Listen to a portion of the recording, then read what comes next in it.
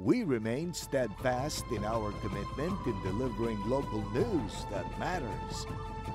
Stories that inspire. Enriching the lives of Filipinos in the Philippines and across the globe. This is your GMA Regional TV. Buong puso para sa Pilipino. Ang mga pinakamalalaking balita ngayong Huwebes. Alakit agsuri akmet 74 anyos na babaeng nag-viral dahil sa pambabato sa ilang motorista. Nagsorry na. Pang-hold up sa isang babae na hulikam. Nawawalang 5 taong gulang na batang babae sa Angeles City. Natagpuan na. At simbahan sa Kasiguran, Aurora, kung saan nakalagak ang milagrosong imahe ng Birheng Maria. Nakahanda na sa Semana Santa.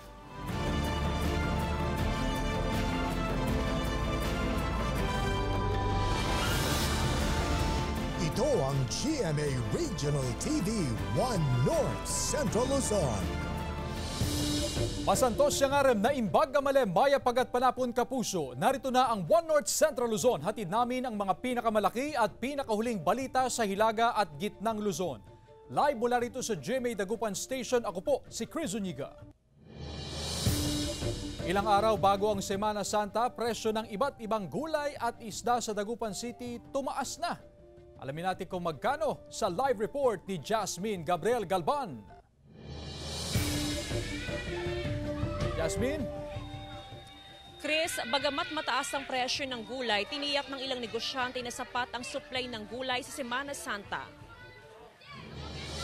Kakaunti ang supply ng gulay na ibinibenta ngayon sa Malimgas Public Market sa Dagupan City. Bukod sa mataas ang presyo ng gulay, kukonti rin daw ang naangkat na gulay sa Bagsakan Market sa Ordaneta City dahil apektado ng mainit na panahon ng mga tanim na gulay. 20 hanggang 30 piso kada kilo ang itinaas sa presyo ng sitaw, okra, talong at ampalaya, habang 10 hanggang 15 piso kada kilo ang itinaas sa patatas, carrots at benguet beans. Konti-konti lang binibili namin dahil mainit, madaling masira. Dahil sa mataas na presyo ng gulay, patingi-tingin na lang kung bumili ang ilan. Kasi pag minsan mababa, minsan naman tumataas, biglang tumaas, biglang bababa rin. Tumaas din ang presyo ng isda. Nasa 200 pesos kada kilo ang bangus na dating 160. 160 pesos ang tilapia na dating 120 hanggang 130. 260 hanggang 280 pesos ang galunggong na dating 240. Habang 240 pesos naman ang pusit na dating 230 pesos. Siguro hindi naman ganun kataas. Pero expected na po yung tataas. Okay pa naman yung supply ngayon. Baka next week medyo kukonti na. Ngayong weekend, asahan ng muling paggalaw sa presyo ng gulay at isda. Inaasahan kasi na tataas ang demand kasabay ng pagsisimula ng Semana Santa. Chris, compared sa Dagupan City at maging sa ilan pang bahagi ng probinsya ng Pangasinan ay mas mataas ng 3 hanggang 5 pesos yung kada kilo sa presyo ng ilang gulay dito sa mga Dan Public Market. Gaya na lamang sa presyo ng okra na nasa 120 pesos kada kilo. Ganon din ang presyo ng ampalaya na nasa 120 pesos kada kilo. Meron namang 10 pesos na increase sa presyo ng kamatis na nasa 40 pesos kada kilo. Ayon sa mga negosyante, Chris, possible daw na sa mga susunod na araw, ang pagtaas ay possible na umabot sa 3 hanggang 5 pesos kada kilo. Chris? Maraming salamat, Jasmine Gabriel Galban. Nahulikam ang pang-hold up sa isang babae sa Pampanga. Nakaalerto si CJ Turida. Sa pulsa CCTV ang pang-hold up ng isang lalaki sa isang babae na naglalakad sa Springside, Immaculada Street, Barangay Pandan, Angeles City, Miyerkules ng umaga. Pasado alas 5 ng umaga, papasok daw sana sa trabaho ang biktima nang tutukan siya ng baril ng lalaki. Nagpambuno pa ang dalawa hanggang mapunta sa gilid ng daan kung saan tuluyang nahablot ng lalaki ang bag at saka dali-daling sumakay sa nakaabang na tricycle. Agad naman daw nagsumbong sa Angeles City PNP ang biktima. Paglagpas ng tao, nakatalikod na siya, parang nag-U-turn, tumakbo papunta sa kanya at ayun na nga, tinutukan na nga siya. Sa manhunt operation ng Angeles City PNP, nahuli ang primary suspect at kasamahan nito. Sa presinto, positibong kinilala ng biktima ang suspect. Nabawi naman ang nakuhang bag na may lamang cash, assorted IDs at cellphone na aabot sa 10,000 pesos ang halaga ng mga gamit. Napag-alaman na labas-masok na sa kulungan ng lalaki dahil sa kaparehong kaso. Pinakita sa amin yung picture ng possible suspect. Agad naman namin nakilala. Yung suspect na yun ay paulit-ulit na lang nahuhuli at nakukulong. Robbery hold up din naman niya. Meron din kasong drugs yun. Desidido raw ang biktima na kasuhan ng robbery with intimidation and violence against persons ang mga suspect, habang papaigtingin naman ng PNP ang police visibility sa lugar. CJ Torida, 1 North Central Luzon. 74 anyos na babaeng nag-viral dahil sa kanyang pambabato sa ilang motoristang dumadaan sa tapat ng kanyang bahay sa Ilocos Norte, nagsorry. Sundan sa ulat ni Gab De Luna. I'm already tired. I'm psychologically, morally, mentally stressed na. Lagi jay, agit alakit agsuri akmet Humingi na ng dispensa ang 74 anyos na si Lola Reni matapos itong mag-viral sa pambabato sa mga dumadaang motorista sa harap ng kanyang bahay sa barangay Bulbulala, Vintar, Ilocos Norte. Tila tahimik na ang kalsada sa tapat ng bahay ng ginang. Ngunit anya, hindi pa rin daw tumitigil ang ibang motorista sa pag-iingay tuwing dumadaan. Pansamantala raw nitong itinigil ang pambabato matapos kumalat sa social media ang CCTV footage kung saan may ilang motoristang tinamaan ng kahoy na gamit ni Lola. Pero may babala siya sa anyay mga pasaway na dumadaan. Hanak kag balabagan ngem nga pagpungtot dakda kayo babastos. Daytoy ti Engel Barti itirak kada kayo. Huling insidente raw ng pambabato ng ginang noong March 6. May panawagan naman si Lola sa mga vlogger na tila pinagkakakitaan lang ang kanyang sitwasyon. Dakay amin a vlogger. No awan ti permission ko kada kayo tatan. Da kayo manut sumrek kada kayo sa awan lata kanyakon. Sakti agsakit ti bagina. That's very unfair. Matapos naman ang huling insidente, kinausap na raw si Lola ng otoridad na tigilan na ang pambabato bago pa may malubhang masaktan. Kasama si Reynold Velasco, Gab De Luna, 1 North Central Luzon. Samantala, bumababa raw ang antas ng tubig sa pamosong Burnham Lake sa Baguio City. Bunso daw ito ng nararanasang mainit na panahon dulot ng El Nino. Mahigpit ang monitoring ng otoridad sa lawa dahil mas mababa na raw sa normal level ang antas ng tubig nito. Kung magpapatuloy raw na ang pagbaba sa water level ng lawa, posibleng ipasara ang pasyalan. Humihingi ng tulong ang otoridad sa Water District upang madagdagan ang tubig sa lawa.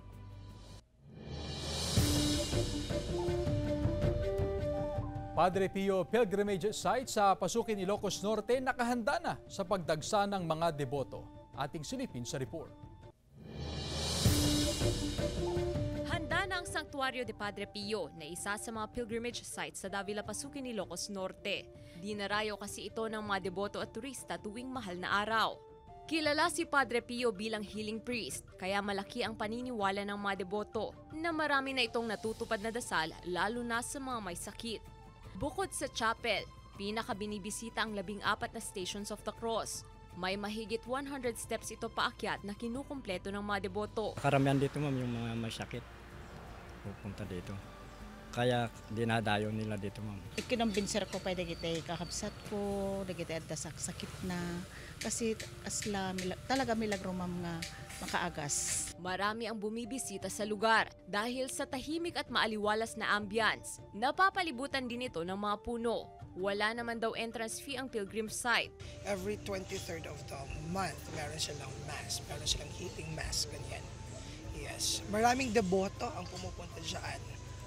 Especially pag Lenten season. Sa Kasiguran, Aurora, inihahanda na rin ng mga deboto ang simbahang nasa tuktok ng burol na pinapasyalan tuwing Semana Santa. Nililinis na nila ang loob at labas ng simbahan. Lalo na ang chapel na ito kung nasaan ang pinaniniwala ang milagrosang imahen ni Birheng Maria. Payo naman sa mga bibisita na bukod sa pamamasyal at pagpapapicture ay mag-alay ng taimtim na panalangin sa Diyos. Kasama si Reynold Velasco, Gab De Luna, 1 North Central Luzon. Mag-asawa sa Kalasyaw, Pangasinan nakahiligan ang pangungulekta ng vintage cars. Tunghayan sa ulat ni Claire Lacanilaw. Mga sasakyan noong dekada 30 at mayroon ding noong dekada 60. Ilan lamang ito sa mga koleksyon ng vintage cars ng mag-asawang Charles at Rubico ng Barangay Gabon, Calasiao, Pangasinan. Ang hilig ng mag-asawa sa pangolekta ng vintage cars, ginawang negosyo. Pinaparentahan nila ang mga ito bilang bridal car. Natutuwa kami pagka napapanood namin yung mga reaksyon ng tao. Nakakarating ng ganyang kalayo. May aircon pala, parang ganun. For example, nakakoleksyon ng isang vintage, ang gagawin nila, i-restore muna nila tapos tsaka nila hanapan ng buyer or kung may buyer. Kung wala naman, ipaparenta, gagamitin sa mga events. Ang ibang sasakyan, isinailalim sa restoration. Hindi raw biro ang pagkukumpuni at paghahanap ng mga piyesa nito. Nagsimula siya sa father ko, bali nagba-buy and sell kami ng mga vintage cars. Tapos nagko-collect na rin ng collectible na cars. Tapos parang nagsimula na rin na yung customers na rin yung nag-request na baka pwedeng gamitin sa weddings. Para sa mag-asawa, sa bawat sasakyan, may kwento at kasaysayan. Pinaglumaan man ng panahon, sinubok man ng pagkakataon, mangingibabaw pa rin ang tunay na halaga at angking ganda. Kasama si Jing Dakanay, Claire Lacanilaw, 1 North Central Luzon. Ito ang GMA Regional TV 1 North Central Luzon.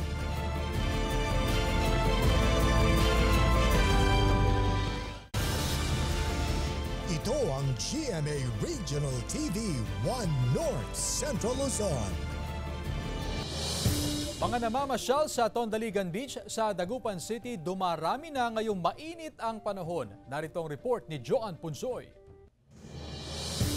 Sumadya sa Tondaligan Beach sa Dagupan City ang grupong ito dahil sa init ng panahon. Kailangan daw nilang ma-refresh. Naghanap din po kami ng tambayan na na malamig kasi mainit po ang panahon. Sa bahay puro mainit, saka electric fan lagi. Kung walang aircon, pupunta kami sa balcony kung may fresh air na sumisingaw sa iyo, yun naman. Ayon sa pamunuan ng Tondaligan Beach Park, unti-unti nang dumadagsa ang mga beachgoer habang papalapit ang Semana Santa. Pinakamarami tuwing Sabado at Linggo. Mga 2,000 ganun na, medyo pa na. Pag Sabado at Linggo? Sabado, Linggo. Pag ganitong Monday to Friday po, medyo masyadong kumpa. Hindi, wala pa rin, wala. Kasi kukunti pa yan. Siguro by third week na yan, sigurado yan. Naghahanda na rin umano ang mga otoridad sa ipatutupad na seguridad sa Holy Week. Wala naman umanong naitatalang insidente ng jellyfish sting sa mga naliligo sa dagat. Pero maaga nang nagbabala ang mga otoridad dahil kadalasan na umaatake ang mga dikya tuwing mainit ang panahon. Joan Punsoy, 1 North Central Luzon. Nakaw na bisikleta na ibinebenta online sa San Vicente, Ilocos Sur, binili ng may-ari para masakote ang sospek. Nakatutok si Ivy Hernando. Sa entrapment operation, naaresto ang 21 anyos na lalaking construction worker matapos nakawin at ibenta online ang isang bisikleta. March 17, iniwan daw saglit na may-ari ang bisikleta sa gilid ng kalsada sa bayan ng San Vicente. Kasi kampante po yung papa ko na may CCTV doon and walang pumunta. Kaya iniwan po ng papa ko doon. Nang walang lock po. Sa online na nakita ng biktima ang kanyang bisikleta na ibinebenta sa halagang 8,000 pesos. Dito na nakipagtransaksyon ng biktima na nagpanggap bilang buyer. Sa tulong ng PNP, ikinasa ang entrapment operation. Nang magkaabutan ng pera, agad iniresto ang suspect. Pero depensa raw nito sa pulisya, ibinenta lamang din sa kanya ang bisikleta. Dadati rin nakita tayo ng proof na iso natin ng ala. Dadakil ti basol naman no ibaga na inatang na tinakawan na karon. Wala na sa kustodiya ng PNP ang suspect matapos mauwi sa regular filing ang kaso. Sa Pangasinan, pagmasdan ng babaeng ito na nagpanggap na customer sa isang lugawan malapit sa terminal ng bus sa Rosales. Maya-maya lang, makikitang kinuha ng babae ang nakalapag na laptop. Biktima ng pagnanakaw si Raiza. Inilapag lang niya saglit sa lugawan ang dalang laptop para bumili ng tubig. Pero pagbalik niya, wala na ang laptop. Nai-report na ito sa Rosales PNP na patuloy ang investigasyon sa insidente. Ivy Hernando, 1 North Central Luzon. Naglabas ng abiso ang Philippine Space Agency o PhISA kaugnay sa rocket launch na ginawa ng China kahapon ng umaga, March 20. Inaasahan kasing babagsak ang debris ng Long March 8 rocket sa tatlong natukoy na drop zones. Sa layong 78 nautical miles o mahigit sa 144 kilometers mula sa shoreline ng Vigan City, Ilocos Sur at sa 332 nautical miles ng Panay Island ng Catanduanes. Sakaling may makitang debris, paalala ng PhISA sa publiko na i-report agad sa otoridad at huwag lapitan o hawakan dahil posibleng toxic substance. Ang dulot nito tulad ng rocket fuel. Ang rocket ay dala ang dalawang satellites na gagamitin ng China para sa long-term lunar exploration na siyang iikot sa buwan at magbabato ng signal para sa gagawing pag-aaral ng China. Biyahe sa Eastern to Western Pangasinan mapapabilis na sa pamamagitan daw ng Pangasinan Link Expressway. Narito ang ulat ni Russell Simorio. Isinagawa ngayong araw ang groundbreaking ceremony ng Pangasinan Link Expressway. Nagkaroon ng unveiling ng PLEX marker na hudyat ang pagsisimula ng proyekto. Layo ng PLEX na mapabilis at mapagaan ang biyahe mula Eastern Pangasinan patungong Western Pangasinan. Saka it will shorten your travel time. Just imagine if ganyan ka-convenient. Walang gagastusin ng provincial government sa konstruksyon ng PLEX project. Kabilang sa unang phase ng proyekto ang 7 kilometers na expressway mula Binalonan hanggang Manawag, 11.3 kilometers mula Manawag hanggang Calasiao at 22.1 kilometers na mula Calasiao hanggang sa Lingayen. PLEX is set to connect the east and the west of Pangasinan, improving travel and driving economic development. Ang PLEX kokonekta rin sa Tarlac Pangasinan-La Union Expressway at sa ginagawang New Manila International Airport sa Bulacan. Yes, ang laki ng Pangasinan. Sabi nga, this is the largest consumer market in Northern Luzon. 3.3 million. Ang dami. And the purchase power, mas angat tayo dito. Di ba? So we have to capitalize on that. Ayon sa provincial government, puspusan na ang pagbili ng lupa na dadaanan ng proyekto. October 2023 nang lagdaan ng provincial government at ng pribadong korporasyon ang partnership sa pagpapatayo ng proyekto. Kasama si Henry Domencil, Russell Simorio, One North Central Luzon. Philippine Eagle na may tama ng bala ng airgun na trap sa bitag para sa mga baboy ramo. Ang detalye sa report. Sugatan ang isang Philippine Eagle matapos mabitag sa trap na ginawa para sa mga baboy ramo. Nadiskubre ito ng isang 38 anyos na magsasaka sa Cabugao, Apayao na siyang nag-alaga sa agila at nagpasakamay sa DENR at Philippine Eagle Foundation. Dinala ito sa Luwag City Veterinarian para gamutin kung saan nakita sa x-ray ang ilang tama ng airgun pellets sa katawan ng agila. Pero wala nang entry wound na nakita, which means matagal na nangyari yung shooting. Pero ang medyo urgent na injury niya ay yung swollen right leg effect ng noose or yung nylon noose na nakahuli by accident. Critically endangered o maaaring maging extinct o mawala sa mga susunod na 50 taon ang mga agila kung patuloy raw ang pamamaril at panghuhuli. Panawagan nila sa gobyerno ma-regulate ang airgun. Nakipag-ugnayan na rin daw sila sa indigenous people at local communities kaugnay sa paggamit ng mga trap.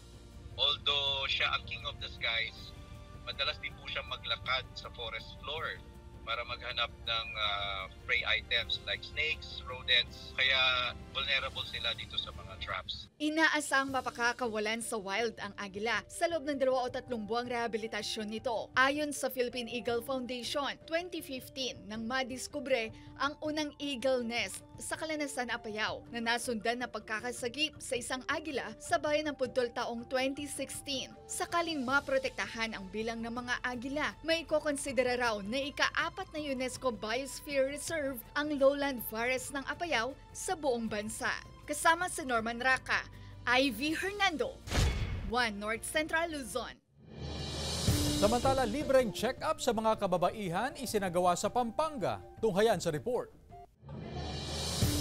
Medical mission para kay Eva ang isinagawa ng provincial government ng Pampanga bilang pagdiriwang ng Women's Month. May libreng pap smear, x-ray, dental extraction at breast examination. Importante raw ito lalo't breast cancer ang nangungunang uri ng cancer sa mga babae sa Pilipinas. Kaya importante ang mammography screening pagtungtong sa edad 40 pataas. Para naman malaman ng hanggat maaga, sana maging malusog lagi. Sa Tagudin, Ilocosur, mga batang may special need ang kinalingan ng mga kababaihan sa isinagawang feeding program. Serbisyo publiko ito ng DENR dahil hindi lang daw sa pangangalaga ng kalikasan maaasahan ng mga babae kung hindi maging sa pagbuo ng komunidad. At sa Ilocos Norte, libreng makeover naman ang hatid ng mga kababaihan. May libreng gupit, masahe, manicure at pedicure. Bahagi ito ng pasasalamat ng DENR sa ambag ng mga kababaihan sa lipunan at kalikasan. Jarek Pasilyao, 1 North Central Luzon. Ito ang GMA Regional TV 1 North Central Luzon.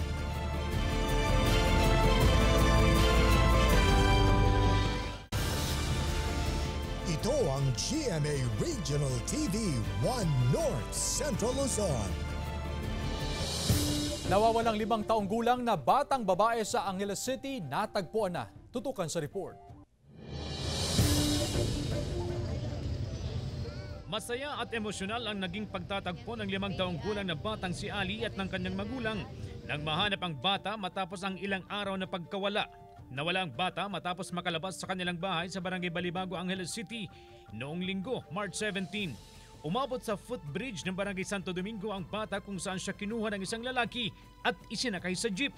Nitong Huwebes, nahanap ang bata matapos makita sa labas ng isang barbershop sa Barangay San Bartolome, Novaliches, Quezon City. Nakilala raw ang bata ng mag-asawang Good Samaritan matapos mapanood ang balita sa telebisyon tungkol sa pagkawala at pagkahanap sa kanya. Kaya agad silang nakipag-ugnayan sa autoridad. Nasa kali po ng Barangay San Bartolome, sa may tabi ng barbershop, isang barbero doon ng barbershop nakita na binibihisan ng isang Ligtas na nakabalik ang bata sa piling ng kanyang mga magulang. Hindi pa nagbibigay ng pahayag ang magulang ng bata. Pansamantalang nakadetine sa Police Station 4 ng Novaliches ang suspect. Sa panayam ng PNP sa suspect, dinukot niya ang bata para mayroon daw siyang makasama. Nagmamalipos daw siya. Sabi ko, sabi niya naawa daw siya sa bata. Lang, kasakasama daw niya para may kasakasama daw siya dahil wala siyang asawa, wala siyang pamilya. Isa sa ilalim sa medical legal ang bata kung papayag ang magulang. Inihahanda na ang kasong kidnapping in relation to RA 7610 laban sa suspect. CJ Torida, 1 North Central Luzon.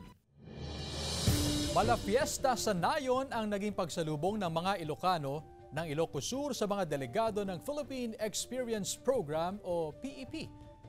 Kasama rito ang mga opisyal ng Department of Tourism, tour operators, social media influencers at private industries. Binisita nila ang kilalang tourism sites gaya ng heritage sites sa Vigan City, ang museum sa Vigan Complex at tinikman ang ilang local delicacies. Layon ng DOT na iparating sa national government ang mga paraan upang matulungan ang sektor ng turismo na isang magandang pagkakataon daw para makabawi ang sektor ng turismo na labis na naapektuhan ng pandemya. To ensure that we continue to support your local programs for tourism by coming up with sellable tourism packages that will bring in even more tourists from various jurisdictions all over the world.